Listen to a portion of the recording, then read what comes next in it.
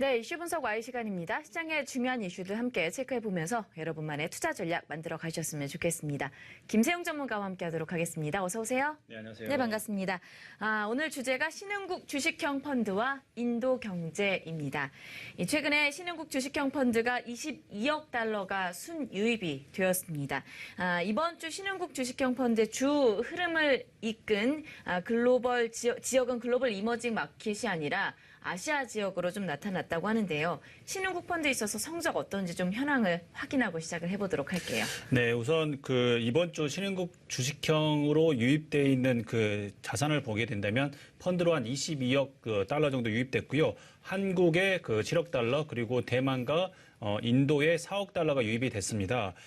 신흥국 주식형 펀드로 유입되는 게 보게 된다면 아시아 지역으로 많이 유입되고 있는데요. 최근에 유가 가격이 하락하게 되면서 글로벌 이머징 마켓보다는 오히려 아시아 쪽에 집중되는 모습이 있다라고 볼 수가 있습니다.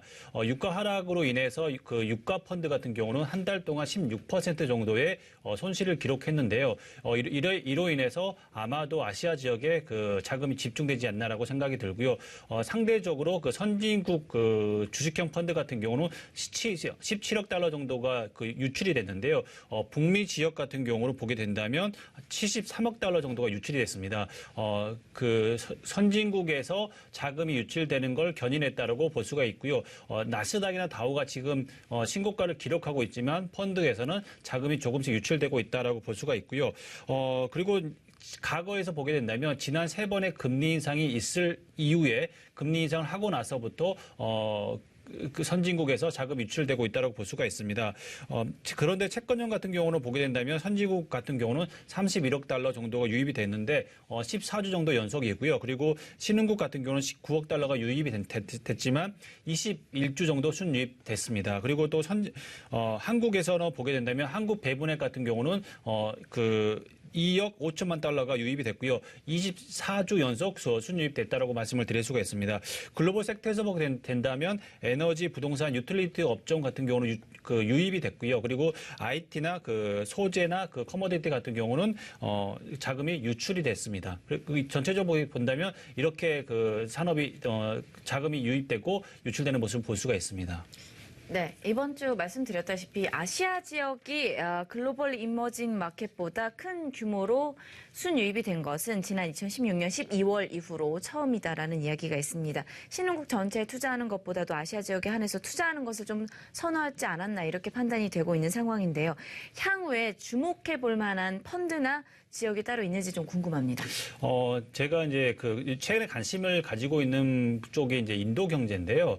제가 오늘 가져온 그 차트를 보게 된다면 글로벌 및 아시아 주식시장 수익률입니다. 과거 10년 동안 연한산 평균 수익률을 보게 된다면 가장 높은 지역이 인도입니다. 인도 같은 경우는 31.6%고요. 다음으로 이제 중국과 한국인데요.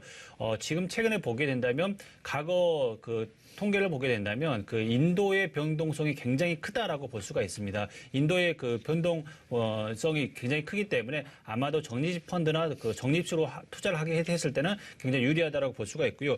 인도 경제의 강점이라고 볼 수 있는 거는 최근에 5년 동안의 연평균 경제 성장률을 보게 된다면 7%를 상회했고요. 1995년 이후 처음으로 작년 같은 경우는 중국을 뛰어넘었고요. 그리고 또한 올해 같은 경우는 OECD에서 경제 성장률을 7.3% 정도 될 것이다라고 예측을 하고 있고 내년에는 7.7%입니다. 7%를 넘는 경제 성장률을 꾸준히 지금 내고 있기 때문에 아마도 중국 경제보다는 인도 경제가 좋지 않겠냐라고 보고요.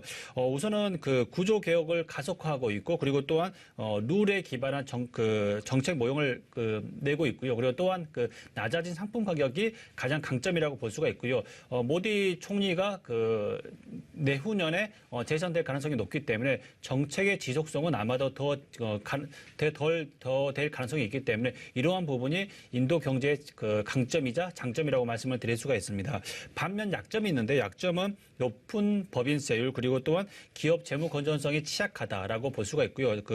그리고 또 부실 채권이나 인프라가 굉장히 부족한 측면이 있기 때문에 이로 인해서 인도 경제의 약점이라고 말씀을 드릴 수가 있습니다. 그렇지만 기회는 있다라고 볼 수가 있습니다. 인도 경제 같은 경우는 보게 된다면 과거 중국 경제보다는 10에서 15년 정도 후행하고 있다라고 말씀을 드릴 수가 있는데요. 1인당 국민 소득을 보게 된다면 그 과거 2005년도에 중국 경제의 모습과 비슷하다고 볼 수가 있습니다. 그 인도 정부는 지금 현재 제조업 육성을 통해서 경제를 한 단계 레벨업하는 작업들을 하고 있는데요. 이렇게 본다면 과거 10년, 15년 전에 중국 경제의 성장률과 그리고 또한 그 제조업 육성 정책을 감안한다면 아마도 지금 현재보다는 인도 경제는 지금보다 더 좋아지지 않을까라고 보고요. 제조업을 보게 된다면 2015년 제조업이 인도 GDP의 성장을 기여하는데 32%였습니다. 서비스업이 64%임을 감안한다면 절반 정도이다라고 볼 수가 있기 때문에 아마도 중국을 모델을 따라간다면 지금 현재보다도 제조업을 더 육성하지 않을까라고 보고 있고요. 이로 인해서 과거 본다면 인도 같은 경우는 지금 현재 유럽과 가까이 있습니다. 그렇기 때문에 지리적 요건을 감안한다면 메이드 인 인디아라는 제품을 통해서 유럽에 많이 수출을 하게 된다라고 본다면 아마도 이런 부분이 그 혜택을 봐서 인도 경제는 지금보다도 좀 더 좋아지지 않을까라고 생각이 듭니다. 네, 인도 경제에 대해서 조금 더 관심이 가지고 계신 부분에 대해서 좀 이야기를 해주셨습니다. 말씀하신 것처럼 어떻게 보면은 변동성이 좀 큰 나라이기도 하잖아요. 이 부분에 대해서 우리가 투자 전략 어떻게 세워보면 좋을까요? 올해 보면 인도 센섹스 지수 같은 경우 보게 된다면 한 18% 정도 상승을 했습니다. 물론 이제 작년에는 이렇게 많이 그 변동성이 있었습니다. 그렇지만 아시아 지역 특히 뭐 대만이나 우리나라 그 인도 경제 같은 경우가 다른 여타의 나라들보다 좋기 때문에 상승하는 측면이 있었습니다. 그렇기 때문에 인도 같은 경우는 투자를 할 때 흔히 말하는 거치형 자금을 한꺼번에 투자를 하는 것보다도 변동성이 크기 때문에 분할로 매수를 하는 전략이 가장 좋습니다. 그리고 또한 그 OECD에서 발표했다시피 올해의 경제 성장률보다 내년의 경제 성장률이 더 높기 때문에 이런 부분을 감안한다면 올해의 그 지수보다도 내년의 지수가 더 좋을 가능성이 크다라고 볼 수가 있습니다. 물론 우리나라도 마찬가지죠. 이렇게 본다면 그 인도 경제를 지금 현재 수준에서 본다면 제가 생각할 때 기대 수익률이 더 높을 것이다라고 생각하기 때문에 인도 펀드나 아니면 인도 관련된 ETF를 하시는 게 좋습니다. 그 최근에 내용을 보게 된다면 상반기 인도 펀드의 수익률은 한 30% 정도에 근접했다라고 볼 수가 있고요. 가장 대표적인 펀드가 미래에셋 타이거 인도 레버리지 상장시주 펀드였습니다. 이 펀드가 가장 수익률이 좋았고요. 그 다음에 이제 중소형주 펀드나 삼성의 중소형주 그 인도 중소형주 펀드가 그 랭크가 돼 있고요. 제가 만약에 그 여러분들께 추천을 드린다면 ETF를 추천을 드릴 텐데요. 미래에셋 인도 니프티 50 레버리지 그 ETF가 있는데요. 그 ETF 같은 경우는 연초 대비 30% 정도의 수익률을 냈습니다.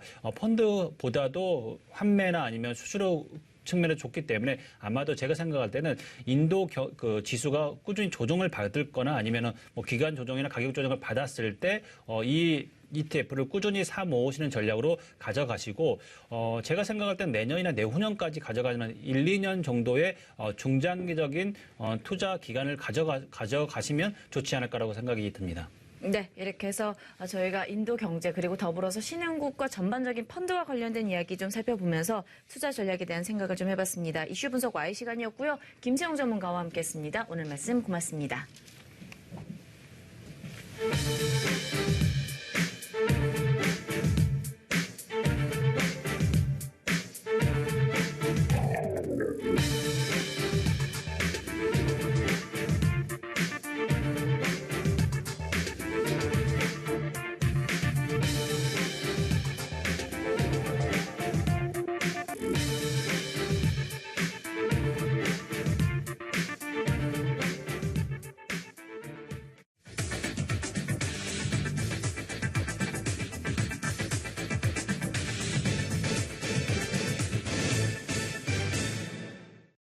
네, VIP 투자 전략 시간입니다.